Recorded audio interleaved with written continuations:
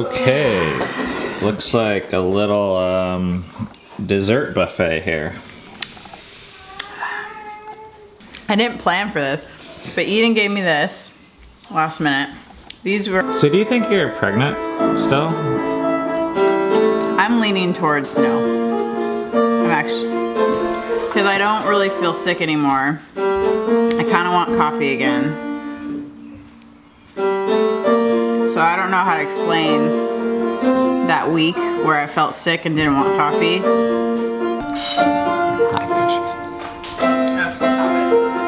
I do, I think that. I would be more sick.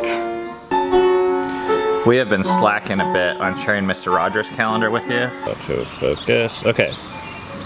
Society is asking so much of parents and caregivers in today's world.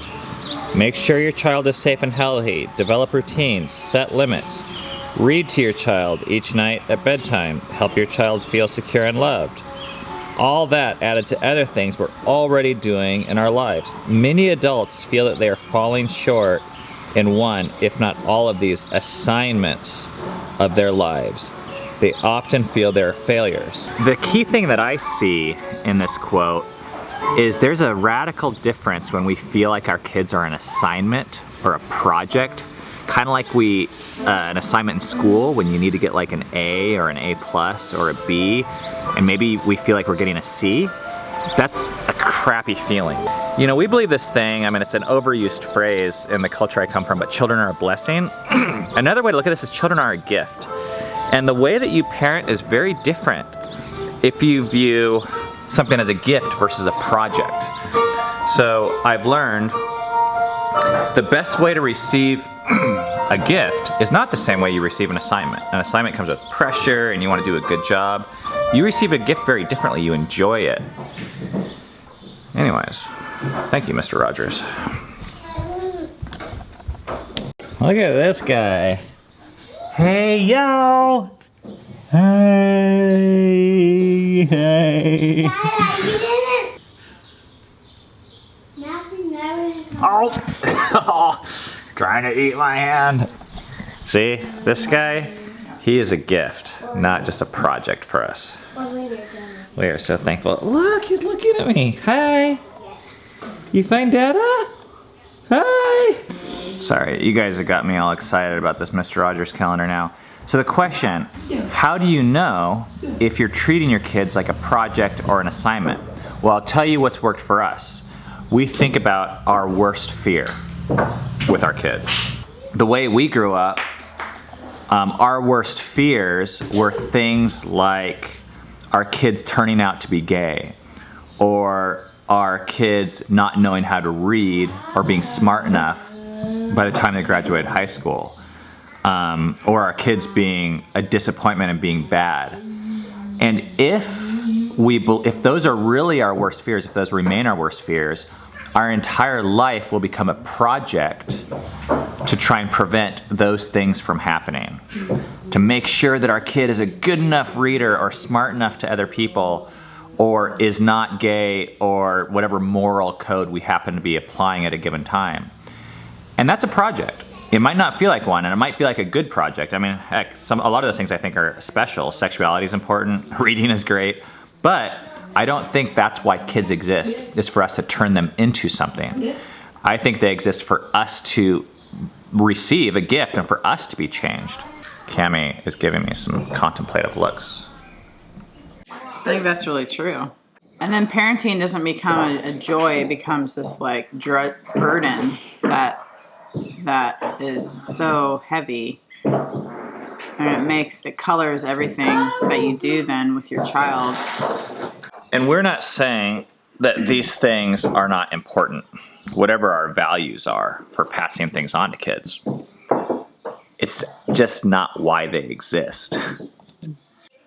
You guys, the reason why we're sharing this, we have got so much freedom in this area. When you stop seeing children as a project, so much, this heavy burden gets lifted off, and you can just start asking a completely different set of questions and start parenting from a completely different perspective.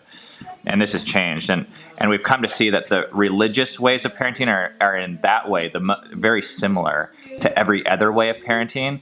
It's just they're a different type of project. And it's in fact, it's a more strict code of things that we want our kids to be. And it's so burdensome. It's a really terrible way to live. There's rocks all over the floor here. I was folding my kids' laundry just now, and I thought... Hey, Ryan, did you call me yesterday? Yeah, I caught that Doug guy. He caught that Doug guy shooting up in the backyard. I heard about that. And that's what I was going to say. If you see him around here, call the police or run him off. I grew up not doing my own laundry. Like, I don't want to do that. Like, I want my kids to do their own laundry. Alright, good. But here I am doing their laundry, and I try to get my kids involved in the laundry, but I have these mental control blocks in my mind of, okay, well, maybe I should let them do it, but then there's stains they don't know how to take care of. They don't know how to put the laundry away in an orderly fashion. I don't know how to do any of that. But then I'm like, well, is that really the most important thing? What if the most important thing is for them to just take responsibility for this, especially my 15 and 13-year-old? But I can't relinquish that control. That's so hard for me. I would rather fold it neatly, put it neatly away, make sure there's no stains on it, than to relinquish that control and give that to my kids so they can learn this. That's why I'm not able to let them do it. You know, and I justify it in my mind by saying, well, they're doing this and that's okay, and they're doing that and that's okay. I'm not gonna beat myself up about it, but I really, and then I came to, and I thought, I need Ben's help. But then I was afraid to talk to him because I was afraid he'd just say like something super simplistic and say, just let them do their laundry. Let them run out of clothes and then they can figure it out. And I'm like, no, I don't want to do that, because a lot of my identity is wrapped up in making sure my kids have clean clothes with no stains in it, wanting to see all their clothes neat on the shelf. And when I see clean clothes mixed with dirty clothes on the floor, it gives me like heart palpitations. Like, okay. I know there's some people that are gonna relate to this, even though this guy can't, but there's other things. I can relate to it. Okay.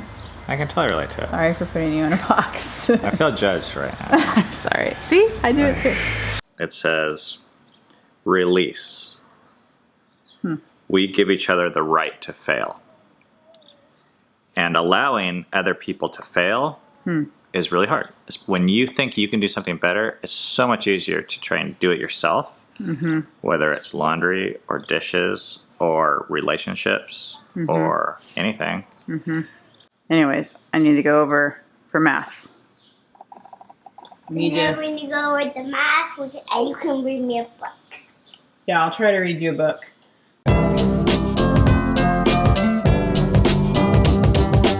I think even being able to think through these things is progress for me. I'm more okay with me failing, my kids failing, and then learning and growing through that than I used to be. Got your books? I want two.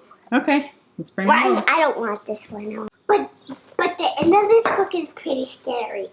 Is it? Yeah, because the rabbits in this dark forest.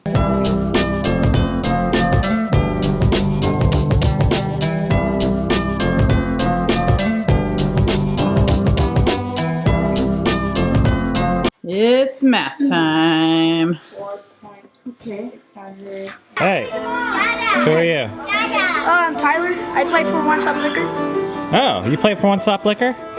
Cool. Whoa, look at this. This cost me 40 hours of reading. Those are close games. Yeah. No.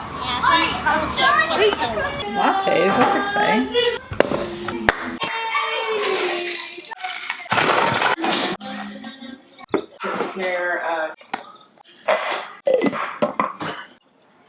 You should bring him to home.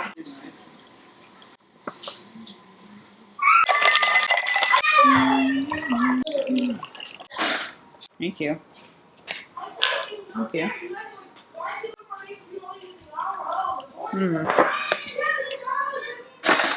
That's good. Iced lattes before the run.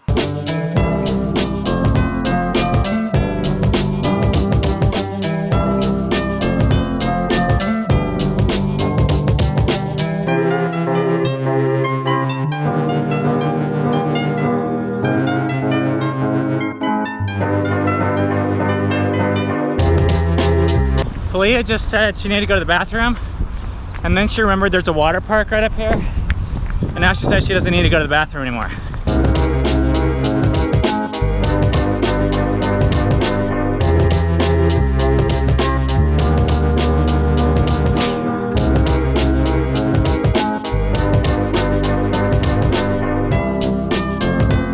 Come on. All right, hey, all right, one more, then time to go. This is the mother section over here. Just a light sprinkling.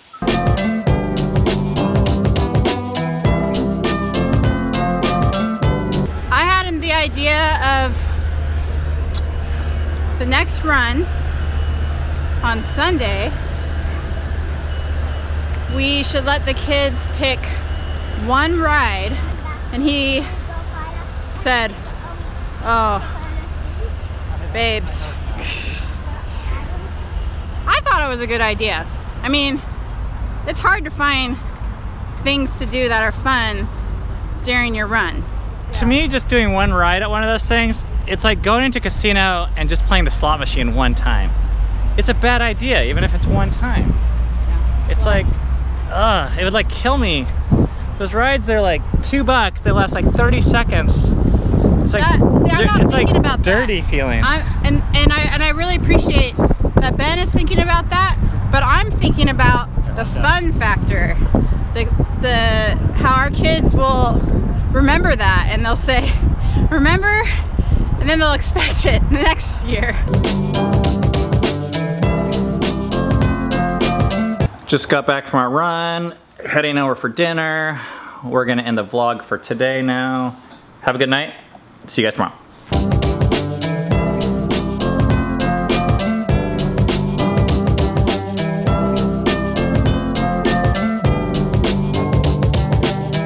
What do you think? You want to get in the middle of this argument? Put your response in the comments below. Vote Ben or Cammy.